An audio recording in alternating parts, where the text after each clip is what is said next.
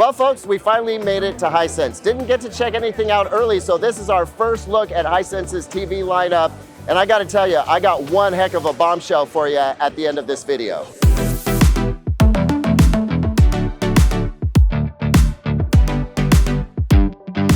Welcome back, everyone. I'm Caleb Dennison, and I am excited today to take you through the entire Hisense ULED lineup. It's going to start with the U6N. That is the letter we're using this year. We skipped a few since the K. And then we're going to go up from there to the U7N, the U8N, and then the big bombshell, the one that you've all been waiting for, I've saved for the very last.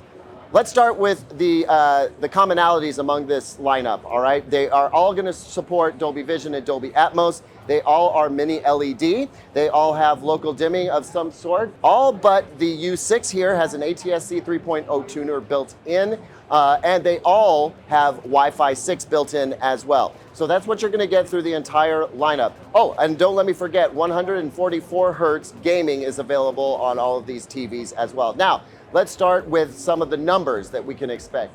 The U6N here has a 600 nit peak. This is kind of their entry level where you do get mini LED and you do get QLED, but a lower peak brightness. This is sort of the everyman's TV, and it will be available for as little as $400. And they're also going to have the sizes ranging from very small screen sizes all the way up to eventually a 100-inch model is what I understand. That kind of thing is subject to change, but right now that's what they have in mind for the lineup. Then as we move along to the U7N, that particular television is going to offer a lot of the specs that we saw in the U8K last year. So think of all of these just sort of taking a step up. The U7N is expected to have up to 1500 nits peak brightness, and because we know Hisense likes to underpromise and overdeliver, I think we can expect it will go even higher than that. And I believe with that 1500 nits peak brightness is going to come 500 local dimming zones. Still a considerable number of dimming zones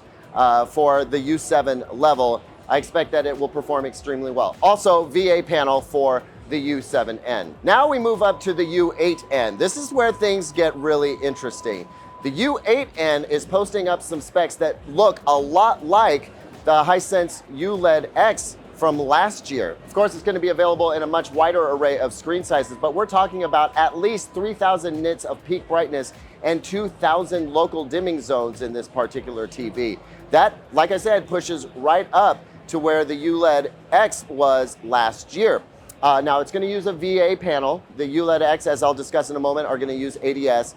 Also, it doesn't have a processor that is quite on the level with the ULED X line, but still very competitive, much like we saw in the U8K last year. We're basically looking at the U8K being upgraded to have 3000 nits with up to 2000 local dimming zones in a very wide array of screen sizes. Once you get up to the 85-inch U8N, you might want to start thinking about the ULED X 85-inch, but when you do that, you'll be looking at going up into some premium territory.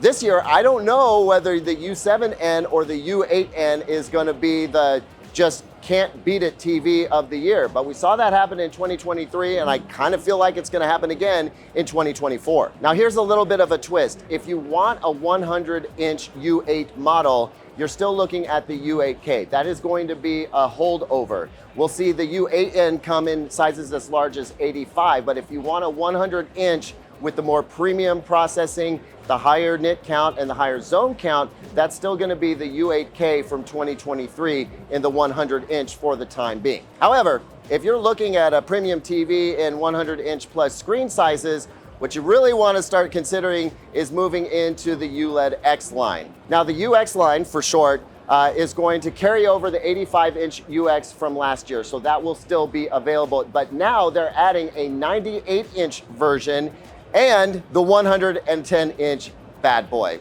Guys, let's just go take a look at that. Guys, I just wanted to do a little insert aside here because while I was in that room, we really had to hurry. There were a lot of specs to rattle off and we were gonna get rushed out of that room. So I had to do that job quickly. Didn't get much of a chance to tell you editorially what those screens look like. So I wanna do that here. Guys, I gotta tell you, those TVs looked clean. I'm especially infatuated with the U8N. that TV looks really incredible. The 3000 nits, the 2000 zones of local dimming are going to work. Now, some of that could have been the source material, and it's always a little bit sus trying to judge picture quality at a trade show like this. But I gotta tell you, what I saw looked fantastic. So if we were looking for a reason to be excited about Hisense's 2024 TV lineup, that was it, 100%. Now, it's time to go take a look at the Big Daddy. All right, folks, we made it. We finally made it to the coup de grace of Hisense's 2024 TV lineup, the 110-inch UX. Now, I need to apologize in advance. They've got somebody over here with the microphone just barking. And so it's going to be a little bit difficult to hear me. That'll be okay, because your eyes are going to tell you what you need to know here. The 110-inch UX TV features 40,000 local dimming zones. It peaks at 10,000 nits. It is 110 inches diagonal.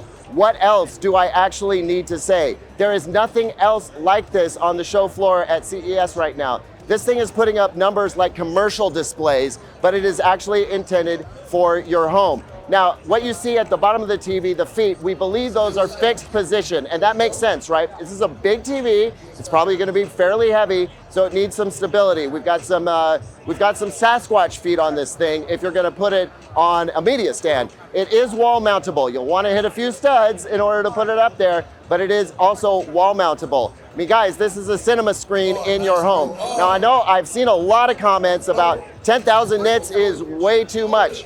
No, it is not. Not if you use it judiciously. The whole idea of having 10,000 nits is to illuminate those peak highlights. That's where the 10,000 nits go. Is it capable of really high average picture level? Absolutely it is. But it doesn't always have to do that. That 10,000 nits is going to be reserved for the peak highlights. That's what's going to make the HDR pop. Remember, Dolby Vision's ultimate goal was to be able to support 10,000 nits peak HDR. This TV is the first one that can actually do it. Like I said, peaks at 110 inches, which I am absolutely just fine with. A massive TV. There's a lot more to learn about this television, and most of that is going to happen at a special event we'll go to in March. But for now, I mean, I don't know what else to say. It's been really exciting anticipating this TV, and now that I'm standing in front of it, I gotta tell you, it looks spectacular. The proof will be in the pudding. We really need to check out the processing. But as we heard from David Gold, the president of Hisense USA just a little while ago, that'll come out in a different video. The high-view chipset processing is a big part of Hisense's evolution going into 2024. So it's not just about bigger screens, higher nit count and higher zone count, it's about precise control. With 40,000 local dimming zones, you're looking at almost pixel level control. Almost. Not quite there. Obviously, there are millions of pixels in this TV, but with that level of mini LEDs and 40,000 local dimming zones, I think we can expect some incredibly bright highlights without any noticeable halo effect. Oh, and one other thing. Anything in the UX line is going to feature an ADS panel, so we're going to get wide viewing angles without a loss of saturation or contrast off to the side, off axis. So, I mean, guys, that's really about it. Thank you so much for joining us. This has been a really exciting visit with Hisense. If you like this video, do me a favor, smash it with a like. Don't forget to subscribe. Hit that notification bell because CES content is going to be flowing for a while. I'll see you on the next video, and until then, here's 2 other videos I think you might like.